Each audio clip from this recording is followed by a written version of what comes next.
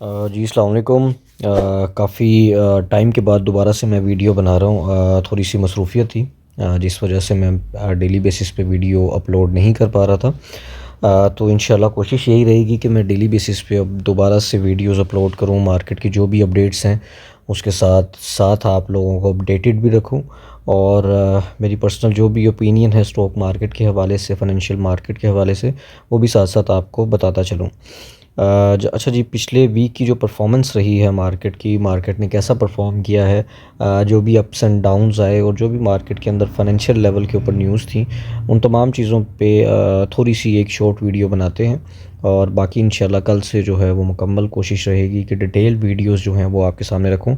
अभी हम weekly basis पे जो मार्केट की परफॉर्मेंस रही है उसके ऊपर डिस्कशन करते हैं कि मार्केट में किस तरह से मार्केट अपने 189 के लेवल को मार्केट ने क्रॉस किया, जो कि बहुत ही पॉजिटिव मोमेंटम को दिखाता है। और उससे मार्केट के अंदर एक बुलिश साइन दोबारा से ज़ाहिर हुआ है कि मार्केट अपना 190 का लेवल और 192 और 195 जो है, और उसके साथ साथ 2 लाख का लेवल मार्केट अपना दोबारा से अचीव कर सकती है। अच्छा जी, मार्केट की अगर हम सिर्फ फ्राइडे की जो 23 जनवरी की परफॉर्मेंस है उसके ऊपर डिस्कशन करें तो मार्केट ने थ्रू आउट द डे जो मैक्सिमम टाइम था, समझ लें कि 2 बजे तक, मार्केट एक स्टडी लेवल के ऊपर परफॉर्म करती रही है। लेकिन उसके बाद थोड़ी सी एक डिप के बाद मार्केट ने दोबारा से राइज़ की तरफ गई। मार्केट सारा दिन तकरीबन जो है वो फ्लैट परफॉर्मेंस थी उसकी मार्केट की। लेकिन अल्टीमेटली 2:30 बजे के बाद जो टाइम आना शुरू हुआ उसमें मार्केट ने तेज़ी पकड़ी और उसमें ही मार्केट जो है 1400-1500 पॉइंट्स मार्केट ने में इजाफा भी आया, जिससे बुलिश मोमेंटम जो है वो दोबारा बना। उस दिन अगर मार्केट की ओवरऑल परफॉर्मेंस की बात की जाए तो मार्केट ने जो अपना लो बनाया वो आप देख सकते हैं कि करंट जो क्लोजिंग है उससे 3000 पॉइंट्स की कमी के राउंड अबाउट मार्केट का लो था। मार्केट में जो अपना हाई बनाया वो 189,566 का था, और अप्रोक्सीमेटली मार्केट में एक्सपेक्टेड यही था, जिस तरह से मार्केट चल रही थी, कि मार्केट 190 का लेवल जो है अपना वो फ्राइडे वाले दिन ही अचीव कर लेगी। हाल दो नहीं कर पाई, कोई बहुत बड़ा इशू नहीं है। उम्मीद है कि मंडे वाले दिन मार्केट अपने इन लेवल्स को अचीव कर सकती है। थोड़ी बहुत इंटरनेशनल लेवल के ऊपर चीज़ें अंडर प्रेशर भी हैं, आप सब जानते भी हैं। लेकिन फिर भी मुझे यकीन यही है कि मार्केट अपना 190 का लेवल जो है वो मंडे वाले दिन अचीव कर लेगी। वॉल्यूम की बात करें तो वॉल्यूम बहुत अच्छा रहा। 407 मिलियन का वॉल्यूम सिर्फ KSE 100 में देखा गया।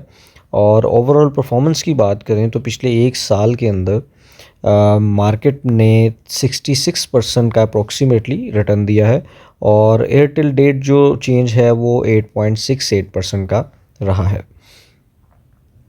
अच्छा जी, 52 वीक्स की जो रेंज है अगर उसके ऊपर बात की जाए तो मार्केट का जो लो था वो 1 लाख था, 1,01,598 पॉइंट्स का, और जो हाई रहा है वो यही है जो फ्राइडे वाले दिन मार्केट ने अचीव किया है, जो कि बहुत एक पॉजिटिव चीज़ है। अगर आप यहाँ से इंक्रीज़ देखें तो तकरीबन कोई 100% का इंक्रीज़ यहाँ पे आपको ज़ाहिर होता है, अप्रॉक्सीमेटली 100% ही है। वैसे अगर एक्यूरेट कैलकुलेशन की जाए तो 89% निकाल लें आप, या 88% निकाल लें। लेकिन बहुत बड़ी अचीवमेंट है कि 52 वीक्स के अंदर मार्केट अप्रोक्सीमेटली अपने डबल के फिगर के ऊपर स्टैंड कर रही है।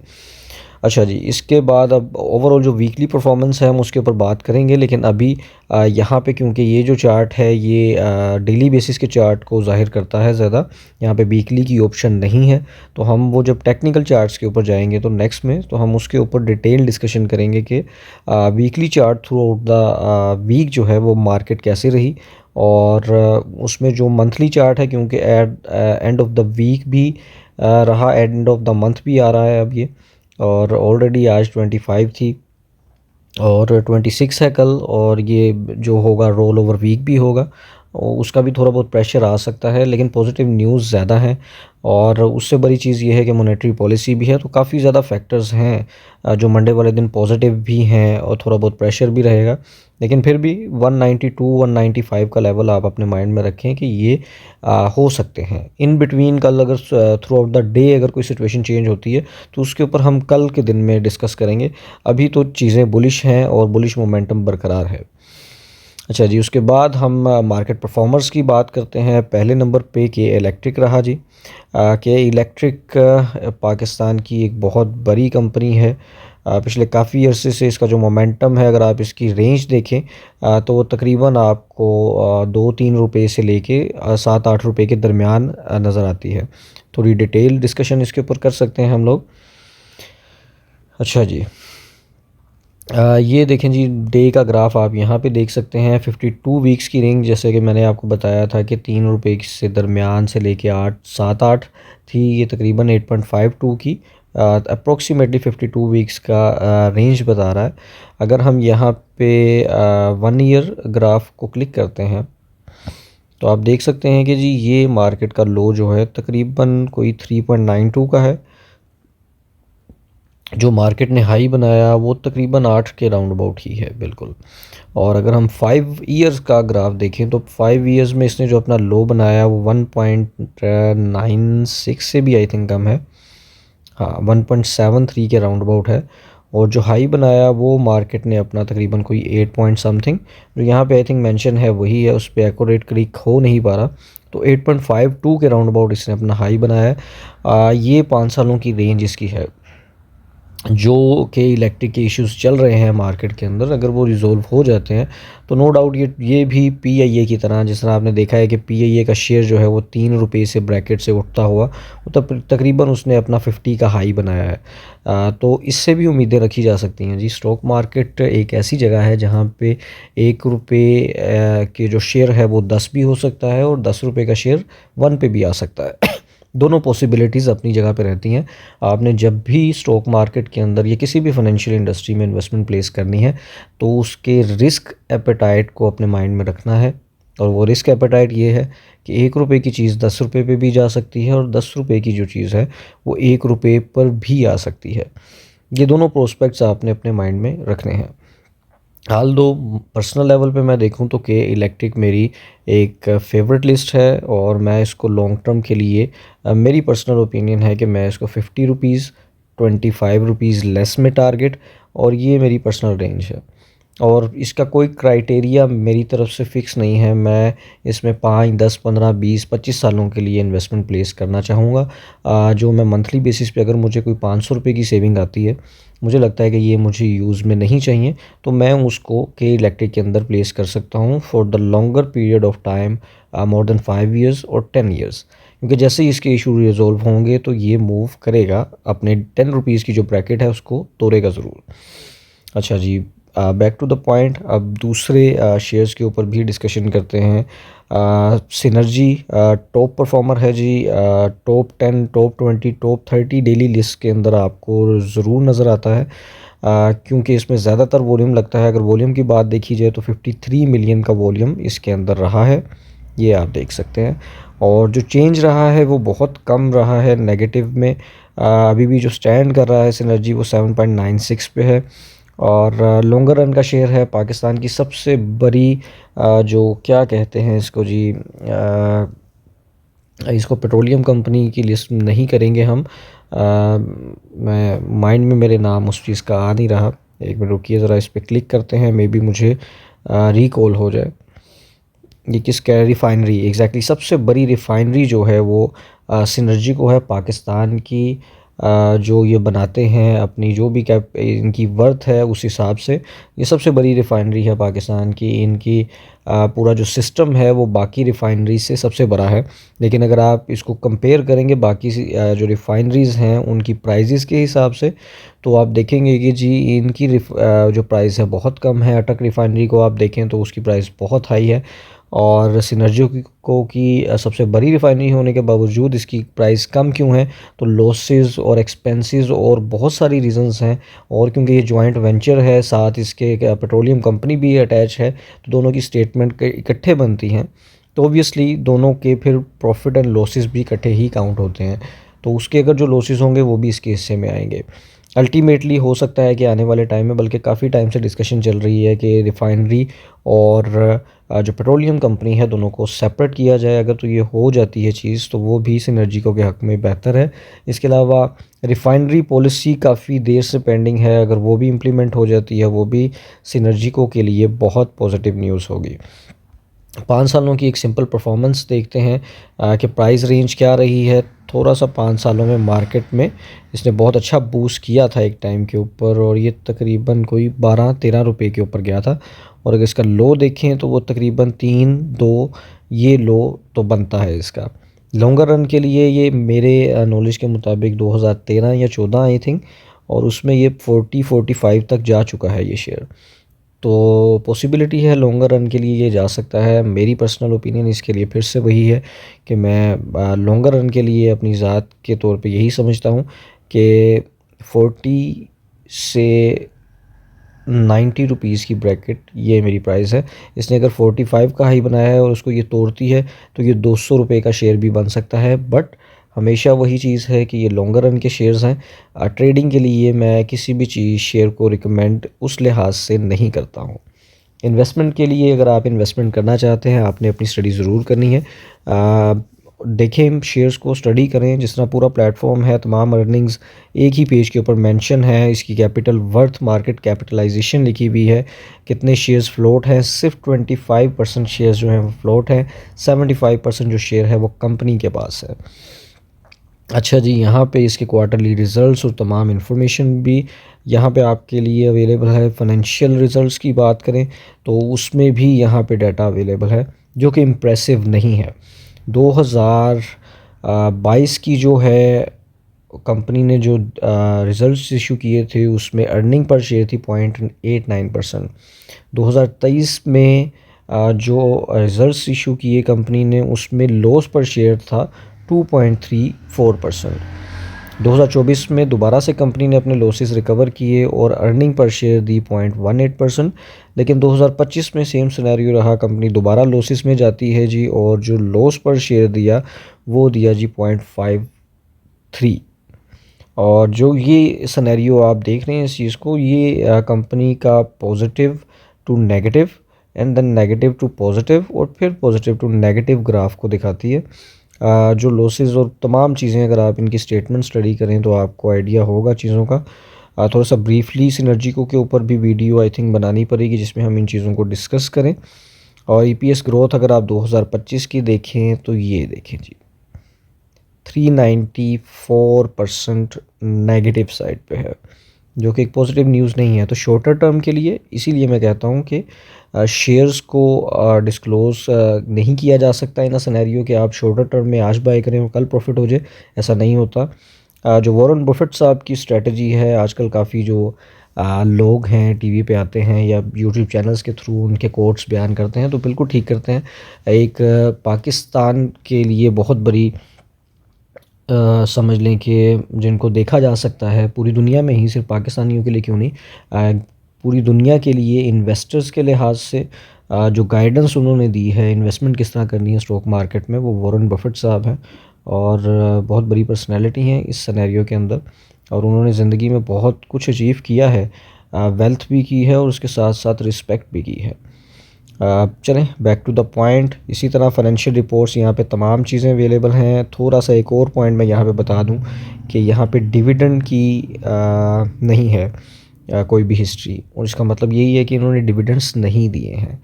और अगर डिविडेंड की कोई हिस्ट्री होती तो लेटेस्ट में यहाँ पे आपको कुछ ना कुछ मेंशन ज़रूर होता, जहाँ से आपको आइडिया होता कि कंपनी प्रॉफिट में है। डिविडेंड वही कंपनी देती है या बोनस वही कंपनी देती है जो प्रॉफिट में है, जो प्रॉफिट में नहीं होती वो डिविडेंड नहीं देती है। ये बेसिक एक सिनेरियो है जो मैंने आपके साथ डिस्कस किया है। तो सिनर्जिको for the longer period of time.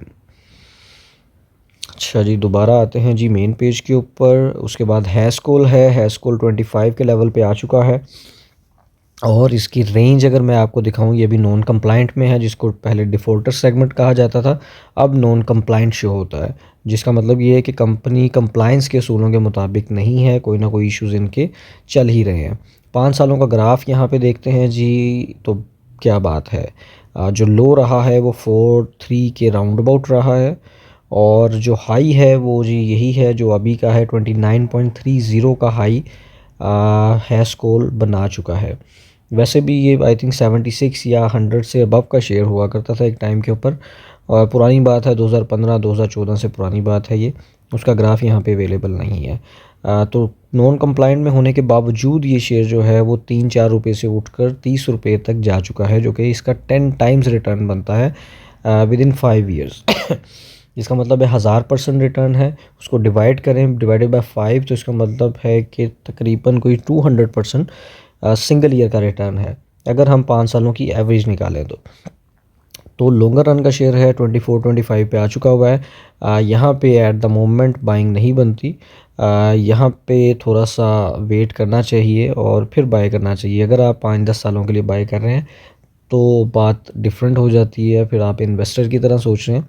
लेकिन फिर भी नॉन कंप्लायंट है कंपनी, तो रिस्क फैक्टर बाकी शेयर्स की निस्बत भर जाता है, क्योंकि डिफ़ॉल्ट भी हो सकती है और डीलिस्ट भी हो सकती है।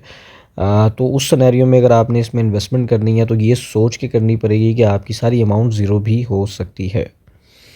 अच्छा जी, दोबारा मेन पेज पे आ जाते हैं और यहाँ पे क्रिसेंट स्टार इंश्योरेंस के राइट शेयर हैं 3 पे, और आरिफ हबीब कंपनी जो है AHCL 18.72 पर है जी। आरिफ हबीब कॉरपोरेशन है ये, और उसके ये भी टॉप 10 के अंदर है आज जी। और उसके बाद है जी पाकिस्तान रिफाइनरी 38.68 पर है। फर्स्ट नेशनल इक्विटी लिमिटेड जो है वो 18.84 पे है। PIBTL जो है 21 पे, वेव्स जो है 15 पे, और बैंक ऑफ पंजाब 41 पे।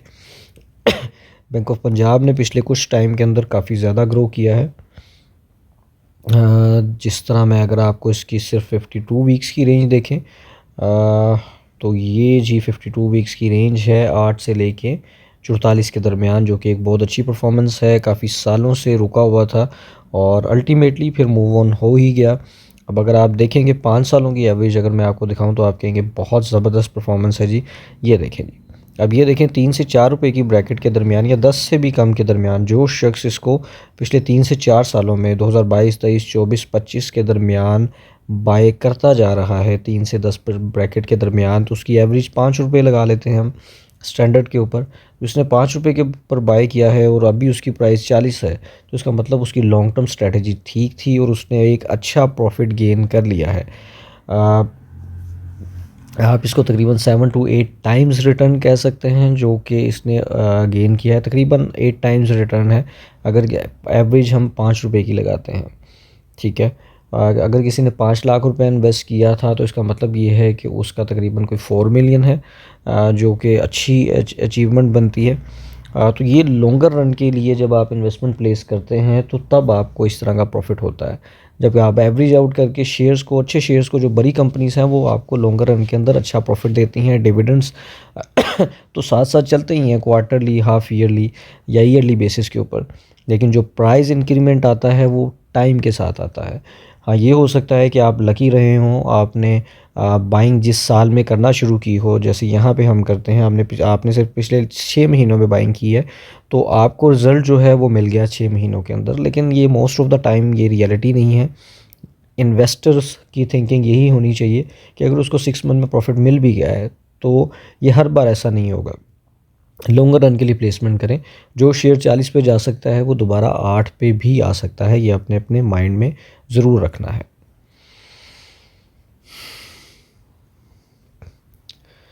अच्छा जी, उसके बाद फिर जैसे मैंने आपको पहले भी बताया था कि तमाम शेयर्स को आपने वॉल्यूम वाइज सर्च करना है, देखना है। तो आप इसी मेन जो डाटा पोर्टल की पेज है इसको आप स्क्रॉल डाउन करते जाएंगे तो यहाँ पे आपको तमाम शेयर्स विजिबल होंगे। जिस तरह WTL है टॉप 10 में, नहीं तो टॉप 20 में, नहीं तो टॉप 30 में आपको ज़रूर शो होता है। इस पर कड़ी नज़र रखनी है आपने। लॉन्गर रन का एक बहुत दूर तक जाने वाला शेयर है। मेरी पर्सनल एक्सपेक्टेशंस तो इसके साथ बहुत हैं, बट बहुत लॉन्गर रन का शेयर है आई थिंक ये।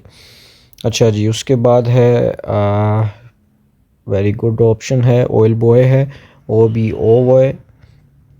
एक साइड पोर्ट आइटम है, लॉन्गर रन के लिए एक अच्छी ऑप्शन हो सकती है। अच्छा जी, ये तमाम बेसिक ऑप्शन थी जो कि हमने डाटा पोर्टल से स्टडी करनी थी और वो हमने बेसिक चीज़ें देख ली हैं। अच्छा, अनाउंसमेंट को हम कल से इंशाल्लाह स्टार्ट करेंगे कि डेली बेसिस पे कंपनीज़ की जो अनाउंसमेंट्स आती हैं उसमें क्या चीज़ें डिस्कस की जाती हैं, जो फाइनेंशियल रिज़ल्ट्स आएँगे उसको देखेंगे और उसके अलावा अगर कोई मटेरियल इन्फॉर्मेशन होगी, इम्पोर्टेंट इन्फॉर्मेशन होगी तो उसको भी यहाँ पे हम डिटेल में कोशिश करेंगे कि स्टडी करें।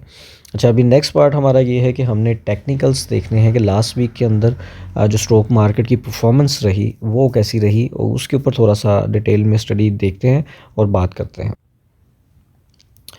अच्छा जी, तो ये टेक्निकल चार्ट्स हैं scstrade.com पे आप जाकर यहाँ पे देख सकते हैं डेली बेसिस के टेक्निकल चार्ट्स। पाकिस्तान में आई थिंक ज़्यादातर लोग जो यूज़ करते हैं टेक्निकल चार्ट्स को स्टडी करने के लिए वो यही वेबसाइट है, मैं भी इसी को यूज़ करता हूँ। अच्छा जी, डेली बेसिस की परफॉर्मेंस अगर आप देखें तो ये वाला जो साइन बना है ये बहुत बुलिश साइन कहलाता है। मैक्सिमम टाइम होता यही है कि जब ये साइन बनता है तो अगले दिन या अगले वीक की जो परफॉर्मेंस है वो बहुत पॉजिटिव रहती है।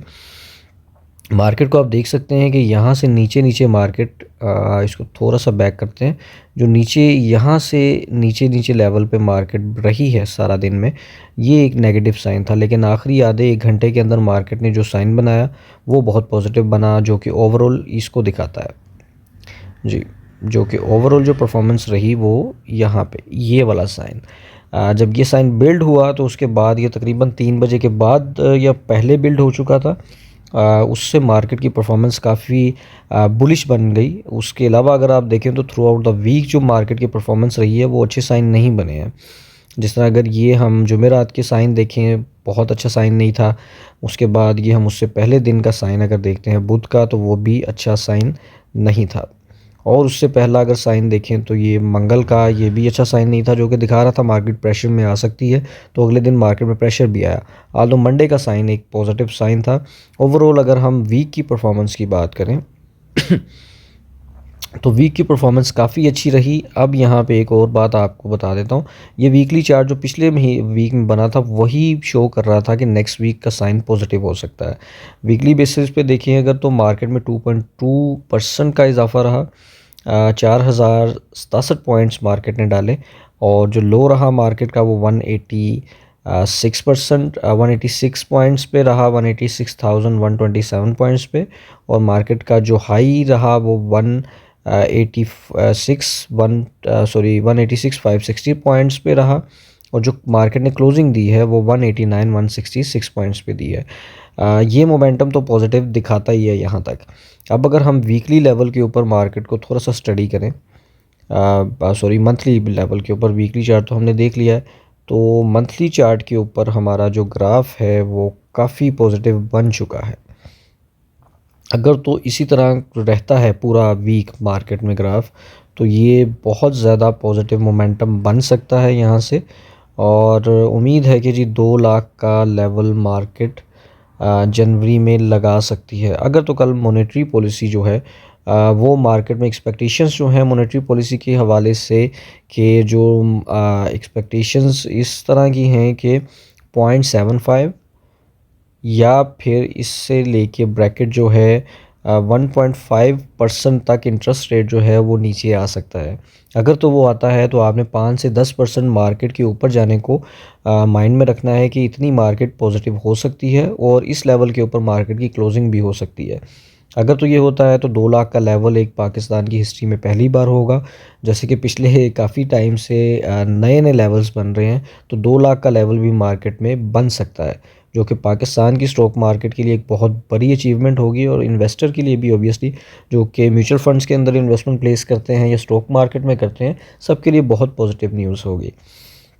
हाँ, तो एक्सपेक्टेशंस तो मेरी पर्सनल भी बहुत ज़्यादा हाई हैं, लेकिन कल की मार्केट का जो सिनेरियो होगा उसमें ही देखेंगे कि मार्केट के जो चार्ट्स हैं, अब क्योंकि लास्ट वीक है मंथ का, तो उसमें जो चार्ट्स बनेंगे वो मंथली बेसिस के ऊपर बनेंगे। अब जो मंथली चार्ट है वो थोड़ा सा क्रिटिकल है, क्योंकि ऑलरेडी बहुत ज़्यादा बुलिश साइन बन चुका है। अगर तो इसी को कंटिन्यू करता है तो एक नेक्स्ट लेवल का बुलिश साइन जो है वो 2 लाख से अबव 2 लाख 15, 25 और 30 के लेवल भी मार्केट में काफ़ी आवाज़ें हैं इस तरह की कि मार्केट के ये लेवल भी लग सकते हैं, लेकिन हमने अपनी एक्सपेक्टेशंस जो हैं वो कम से कम रखनी है। आल्दो बुलिश साइन है, बहुत पॉजिटिव साइन है, लेकिन अभी मुकम्मल नहीं है क्योंकि अभी भी वर्किंग डेज़ में 4-5 दिन बाकी हैं। तो जैसे ही वो वर्किंग डेज़ कंप्लीट होते हैं तो अगली जो सिनेरियो बनेगा, जो सिस्टम बनेगा, वो उसके मुताबिक बनेगा। अच्छा जी, अब ये तो हमने स्टॉक मार्केट के हवाले से बेसिक चीज़ें देखनी थी। अब हम म्यूचुअल फ़ंड इंडस्ट्री में जो परफॉर्मेंस रही है उसको भी थोड़ा सा एवेलुएट करते हैं, मंथ वाइज भी, और डेली बेसिस के ऊपर जो फ्राइडे की परफॉर्मेंस रही स्पेसिफिकली उसके ऊपर भी एक नज़र दौड़ाते हैं। अच्छा जी, म्यूचुअल फ़ंड की इंडस्ट्री को मुकम्मल तौर पे एक ही वेबसाइट पे आप देख सकते हैं उसके रिटर्न्स को। जितनी भी कंपनीज़ हैं तमाम के रिटर्न्स एक ही वेबसाइट्स पे अवेलेबल होते हैं, और जो कि है MUFAP mutual fund association of Pakistan. हमेशा मैं अपने जो वीडियो है उसमें बार बार इसलिए बताता हूँ कि जो लोग पहली बार देख रहे हैं उनके लिए स्टडी करना और चीज़ों को पिक करना आसान हो जाए। बाकी जो पहले से वीडियोज़ देख रहे हैं उनके लिए तो मुश्किल नहीं है। अच्छा जी, यहाँ से आपने कैटेगरी में जाके देख सकते हैं, सेक्टर बेस्ड फ़ंड देखने हैं तो आपने सेक्टर में जाके इसको क्लिक करना है कि कौन कौन से सेक्टर्स हैं। लेकिन बेहतरीन और आसान तरीक़ेकार यहाँ से है कैटेगरी में। अब शरिया कंप्लाइंट में मैं क्योंकि शरिया कंप्लाइंट में इन्वेस्टमेंट प्लेस करता हूँ तो यहाँ से ही देखूँगा।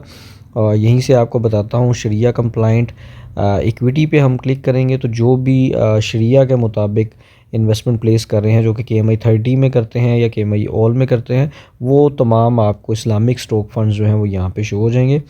अच्छा जी, अलाइड बैंक का पहले नंबर पे है। अब इस पे एक नई चीज़ आई है, जब आप इस पे क्लिक करते हैं तो ये आपको मुकम्मल उसकी परफॉर्मेंस और पूरा डाटा भी उस फ़ंड का दे देता है कि वो किस तरह से फ़ंड है, उसकी रेटिंग क्या है, और सेकेंडली रेटिंग डेट भी आगे मेंशन होती है, और एसेट एलोकेशन आपको बताता है, और उसके साथ साथ आपको नेट एसेट्स बताता है कि जी नेट एसेट्स कितने हैं उस फ़ंड के अंदर। फ़ंड के रिटर्न्स अगर एयरटेल डेट में देखें तो आपको बता रहा है 36% रिटर्न दे दिया है। मंथ टिल डेट में जनवरी के अंदर 6.86% रिटर्न रहा, और 1 मंथ के अंदर 8.45% रिटर्न रहा। 3 मंथ्स की भी 11% रिटर्न है, 6 मंथ के 30.62% है, 9 मंथ में 41.61% है, और 1 ईयर में जो रिटर्न रहे हैं वो रहे हैं जी 43.64%। अच्छा जी, ये एक्सपेंस रेशियो यहाँ पे मेंशन है, तो बेसिक तमाम जो इन्फॉर्मेशन है फ़ंड के हवाले से वो यहाँ पे मेंशन है। ओपन एंडेड फंड्स हैं, जिसका मतलब ये है कि आप जब चाहे पैसे इन्वेस्ट कर सकते हैं और जब चाहे आप पैसे विड्रॉ करवा सकते हैं। अच्छा जी, दूसरी ऑप्शन के अंदर जो है वो AKD का फ़ंड है, जिसकी 1 डे परफॉर्मेंस रही जो 23 की थी वो 0.26% रही। अच्छा, यहाँ पे कुछ चीज़ें अपडेटेड भी नहीं हैं, तो आपने जो भी चीज़ें यहाँ पे स्टडी करनी है आप यहाँ से बड़े इजीली देख सकते हैं। टॉप परफॉर्मर में जो भी फंड्स हैं उस दिन के, और ओवरऑल जो जो फंड्स जो हैं वो बेटर परफॉर्म कर रहे हैं। अगर हम सिर्फ 23 का देखें, 23 का जिनका अपडेटेड है हम उनकी बात ही कर लेते हैं। और अलमीन का स्टॉक फंड अपडेटेड नहीं है I think. Al Meezan mutual fund updated है, 0.44% रिटर्न दिया। ये 23 की बात कर रहा हूँ मैं। और अल्फला का GHP फंड जो है 0.28%। और उसके बाद आ जाता है जी एटलस इस्लामिक स्टॉक फंड जो है 0.56% रिटर्न रहा इसका। AWT इस्लामिक स्टॉक फंड जो है 0.18% रिटर्न रहा। फैसल इस्लामिक स्टॉक फंड का 0.40 रिटर्न रहा। इसी तरह इस्लामिक स्टॉक फंड जो है फैसल का, उसने 1.80% रिटर्न रहा, बहुत अच्छा रहा जी। HPL इस्लामिक स्टॉक फंड का 0.24, और दूसरा जो फंड है वो 0.38 नेगेटिव रहा। इसी तरह JS 0.23 लकी का अपडेटेड नहीं है। लकी इस्लामिक स्टॉक फंड दूसरा जो है एनर्जी वाला अपडेटेड नहीं था, इस्लामिक स्टॉक फंड अपडेटेड है, 0.96% रिटर्न रहा। मीज़ान एनर्जी फ़ंड का 0.20 नेगेटिव रहा, जबकि मीज़ान इस्लामिक फ़ंड जो है उसका 0.68% रिटर्न रहा। मीज़ान के 3 फंड्स में मीज़ान इस्लामिक फ़ंड ने फ्राइडे वाले दिन अच्छा परफॉर्म किया है, और NBP का जो इस्लामिक फ़ंड है 0.70% रिटर्न रहा उसका, और एनर्जी फ़ंड सॉरी, और ये नेगेटिव रहा है। और जबकि NBP इस्लामिक फ़ंड का 0.55 पॉजिटिव रहा। और फिर NIT का अपडेटेड नहीं है। पाक कतर इस्लामिक स्टॉक फंड जो है उसका रिटर्न भी नेगेटिव रहा है 0.02% के हिसाब से। तो ये बेसिक रिटर्न्स कैटेगरी थी। अच्छा, यहाँ पे मैं एक चीज़ मेंशन करता जाऊँ कि बाकी जितनी भी 2 कैटेगरीज़ होती हैं म्यूचुअल फंड्स के अंदर बेसिक में, और उसके अंडर ही बाकी कैटेगरीज़ फॉल करती हैं। एक लो है और एक हाई है, मीडियम और तमाम चीज़ें उसके इन बिटवीन ही हैं। इसमें होता ये है कि जो लो रिस्क है उसमें स्टैंडर्ड रिटर्न्स वही हैं। आप किसी भी जगह पे किसी भी म्यूचुअल फंड में जाएँ तो आपको इस टाइम पे 8.5 से 10% की ब्रैकेट में रिटर्न मिल रहा है। मनी मार्केट और इनकम मार्केट में इन्वेस्टमेंट की जाती है उसमें। अब उसमें जो आपको रिटर्न मिलते हैं वो 8 से 10% की ब्रैकेट के दरमियान ही है। पूरी म्यूचुअल फंड इंडस्ट्री के अंदर सेम मैकेनिज़्म है आपको रिटर्न देने का। डेली बेसिस पे आपको रिटर्न मिलता है और आप उसको जब चाहे विड्रॉ करवा सकते हैं। अब यहाँ पे आपने रिटर्न्स जनरेट कैसे करने हैं, आपकी एफ़र्ट क्या होनी चाहिए? आपकी एफ़र्ट ये है कि आप अपने टाइमली स्टॉक फंड्स के अंदर इन्वेस्टमेंट प्लेस करें, फंडामेंटल स्टडी करें, टेक्निकल्स को देखें, जहाँ पे अपॉर्चुनिटी बनती है स्टॉक फंड के अंदर पैसे डालें। और जब आपको प्रॉफिट हो गया है, चाहे वीक में है, वन डे है या जिस तरह भी है, तो आप अपनी इन्वेस्टमेंट दोबारा लो रिस्क के अंदर आ जाए। इससे आपको बेनिफिट क्या होगा कि अगर आपके 8 टू 10% रिटर्न एनुअल बन रहा है, तो उसमें 2 या 3% भी अगर आप पूरे साल में 2-3% एक्स्ट्रा रिटर्न जनरेट करते हैं, जो कि बहुत कम मैं आपको बता रहा हूँ, आप बहुत अच्छा जनरेट कर सकते हैं। तो आप 1 साल के अंदर अपनी एवरेज जो है वो 12 से 13% ले जाते हैं। आप इंडस्ट्री के रिटर्न्स को बीट कर देते हैं। लेकिन अगर आप इससे भी बेहतर थोड़ा परफ़ॉर्म करते हैं, चीज़ों को देखते हैं, वीडियोज़ देखते हैं, जैसे मैं अपनी वीडियोज़ बना रहा हूँ, आप मेरी ही वीडियोज़ अगर आप देखते जा रहे हैं तो आप काफ़ी चीज़ें सीखेंगे भी। ऑब्वियसली मैं भी जब आपको डेली बेसिस पे वीडियोज़ बनाकर चीज़ें शेयर करता हूँ, मैं भी काफ़ी चीज़ें सीखता हूँ। अगर आप रिटर्न्स बनाना चाहते हैं तो मेरी वीडियोज़ डेली बेसिस पे देखें। आप म्यूचुअल फ़ंड में किस तरह बना सकते हैं, वो सारी चीज़ें मैं साथ-साथ आपको बताऊँगा। आपने बस करना यही है कि आपने टाइमली स्टॉक मार्केट के अंदर एंटर करना है और टाइमली एग्ज़िट कर जाना है। 2 से 3%, 4% या 5% भी अगर आप साल के रिटर्न्स बनाते हैं, तो आप इंडस्ट्री की एक्सपेक्टेशंस को, इंडस्ट्री के जो स्टैंडर्ड रिटर्न्स हैं 8 से 10% की ब्रैकेट में, उसको बीट कर सकते हैं।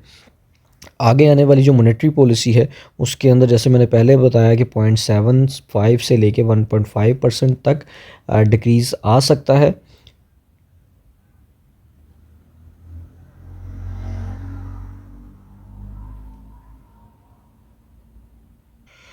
अच्छा जी, जैसे मैं आपको बता रहा था कि 0.75 से 1.5% तक का डिक्रीज़ आ सकता है। तो अगर ये डिक्रीज़ आता है तो रिटर्न्स कहाँ पे जाएँगे जी?